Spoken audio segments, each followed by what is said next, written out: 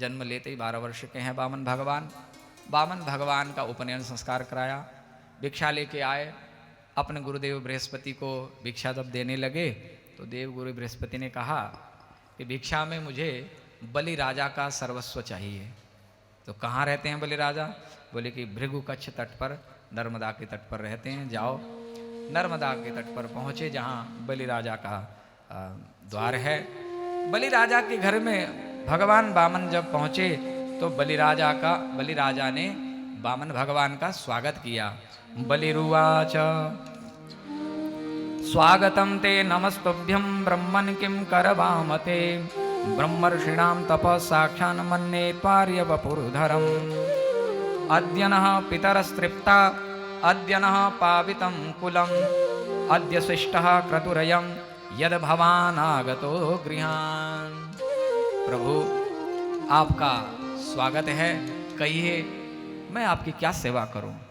आज मेरा घर पावन हो गया, मेरे पितर तृप्त हो गए। प्रभु आप जैसे ब्रह्मचारी के चरण मेरे घर में पड़े, मेरी कुटिया में पड़े। शास्त्रों ने ऐसा कहा है कि न विप्रपादोदक कर्दमानि, स्वाहा स्वधा वेद विवर्जितानि।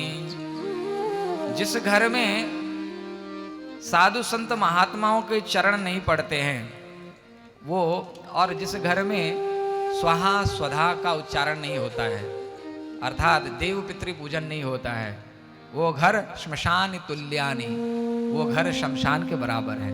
तो प्रभु आज आपने मेरे घर को पावित कर दिया, आपके चरण यहाँ पड़े। पद पखारी, आज चरणों को पखारा है। बलि राजा कितने सौभाग्यशाली, जिन चरणों के रज को, जिन चरण के अमृत को महादेव जी अपने सिर पर विराजमान करते हैं। चरण नहीं, चरण से प्रवाहित होती जो गंगा है, क्योंकि भगवान विष्णु के नख पद नख से गंगा का प्राकट्य हुआ, ऐसा शास्त्रों ने कहा। तो भगवान के चरण शिव जी को, महादेव जी को भी सुलभ नहीं है, केवल गंगा जी को धारण किया जो चरण से निकली है। वही चरण, सुरसरी चरण, वही चरण को आज बलि राजा अपने हाथों से पखार रहे हैं।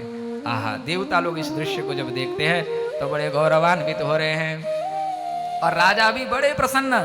अति आनंद उमगी अनुरागा, अति आनंद उमगे अनुरागा, चरण सरोज पखारन लागा, चरण सरोज पखारन लागा। बरसे सुमन सुर सकल सिहाई, बरसे सुमन सकल सुहासी। एहि सम पुण्य पुंज समनाई, एहि सम पुण्य पुंज समनाई।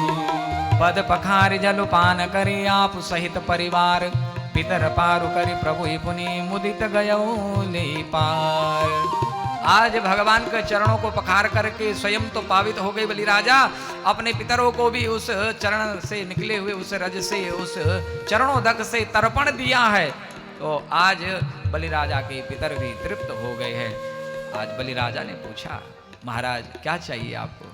धन चाहिए आपको, बल चाहिए, गज चाहिए, बाजी चाहिए, मान प्रतिष्ठा चाहिए, साम्राज्य चाहिए, खेती बाड़ी चाहिए, या फिर आप जैसी बटुक ब्रह्मचारिणी चाहिए, आप विवाह करना चाहते हो, क्या चाहते हो मांगो, क्योंकि मैंने संकल्प लिया है मेरे यज्ञ में जो आए उसको मैं दूंगा। भगवान ने कहा कि मुझे कुछ नहीं चाहिए, 3 पग भूमि चाहिए। बलि राजा बोले कि इतने बड़े राजा के यहाँ के केवल 3 पग भूमि? भगवान ने कहा कि मुझे बस 3 पग ही चाहिए। संकल्प कराया 3 पग भूमि दान में लेने का, और बलि राजा के गुरु शुक्राचार्य ने रोका, ये साक्षात ये तो भगवान नारायण हैं, छद्म वेश बना के आए हैं, ठगे जा रहे हो तुम, मना कर दो। बलि राजा ने कहा वैष्णव एक बार हाँ कर दे तो दोबारा ना नहीं कर सकता। भगवान ही आए हैं तो मुझसे ज़्यादा भाग्यशाली कौन होगा? शत्रु होगा यदि मेरे साथ विरोध करेगा तो मैं छोड़ूंगा नहीं। अतिथि के रूप में है तो अतिथि की सेवा करने का ये बनता है। तो बलि राजा ने संकल्प लिया। संकल्प लेते ही भगवान ने 2 पग में अतल वितल सुतला आदि नीचे के 7 लोग, ऊपर के भूर्भुव स्वमा जन तप सत्यलोक 7 लोग को ग्रहण किया। बोले राजन तीसरा पग कहाँ रखूं? अब तो तीसरा पग रखने के लिए जगह ही नहीं बची। बलि राजा ने कहा भगवान आपने 3 पग के लिए कहा है, मैं जरूर 3 पग दूंगा। यद्युत्तम श्लोक भवान ममेरितम बचो वेलिकम सुरवर्य मन्यते करुमृतम तन्न भवेत् प्रलंबनम पदम तृतीयम पुरुषेष्णि में निजम। अपना तृतीय चरण मेरे शीश पर रख दीजिए। भगवान प्रसन्न हुए। भगवान ने अपना तीसरा चरण बलि राजा के सिर पर रख दिया। बोलो भक्त वत्सल भगवान की। अभी तक तो चरण रज का पान कर रहे थे, चरणोदक का पान कर रहे थे, अब तो पूरा चरण ही अपने माथे पर पधरा लिया। ये बली भी बड़े चतुर निकले। बलि और बाली ये दोनों बड़े ही भाग्यशाली रहे। भगवान की इतनी सन्निकटता इन दोनों को मिली, ऐसा सौभाग्य मिला। बाली जो कि स्वयं भगवान राम के हाथों से मृत्यु को प्राप्त हुए, मोक्ष को प्राप्त हुए, भगवान स्वयं जिसे मार रहे हो ऐसा भाग्यशाली कौन हो सकता है?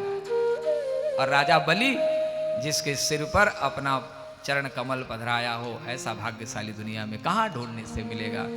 बलि बाली काली, एक कालिया नाग के सिर पर भी भगवान ने ताता थैया किया। तो ये 3 बड़े महाभागशाली हुए संसार में। इधर भगवान ने बलि राजा के सिर पर अपना पांव रखा और बलि राजा के ऊपर कृपा की। बलि राजा से भगवान ने कहा कि भाई तुम्हारे अंदर जो त्याग भावना, जो समर्पण की भावना, उससे मैं रीझ गया। गुरुजी ने मना किया कि दान पुण्य मत करो, तुम्हारे संबंधियों ने मना किया, तुम्हारी प्रजा ने मना किया, तुम्हारे सेवकों ने मना किया, लेकिन सबके विरोध में जाकर के तुम अपने वचन पर अटल रहे, तुमने अपनी निष्ठा का भरपूर पालन किया है, इसलिए तुम्हारी निष्ठा से मैं रीझ गया हूं। आज से मैं तुम्हारे द्वार पर पहरेदार बन के बैठूंगा। रक्षिष्ये सर्वतो हम त्वाम सानुगम सपरिच्छदम सदा सन्निहितम वीर तत्र माम द्रक्ष्यते भवान। आप सदैव मुझे अपने द्वार पर ही पाओगे।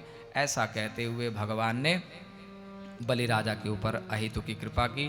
तो बलि राजा की इस पावन प्रसंग से एक शिक्षा मिली है कि जीवन में कोई भी निष्ठा हो, एक निष्ठा हो, आप दाता हैं, दान देते हैं, तो जीवन में कभी भी उस निष्ठा से विचलित न हो। कोई कितना भी कहे, आप निष्ठापूर्वक उस निष्ठा का पालन करें।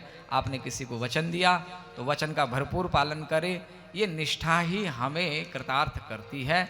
और समर्पण हो तो बलि राजा जैसा समर्पण